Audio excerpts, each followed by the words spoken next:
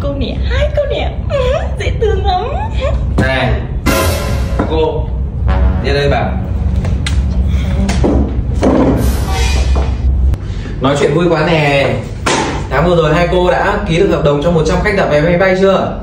Sếp yên tâm, em còn 9 khách nữa. Dạ không ạ, 9-8 người nữa. 9-8 người nữa, thế thì còn 2 khách đâu nè? Hai bọn em ạ. Rồi ơi, hai cô giỏi quá nè.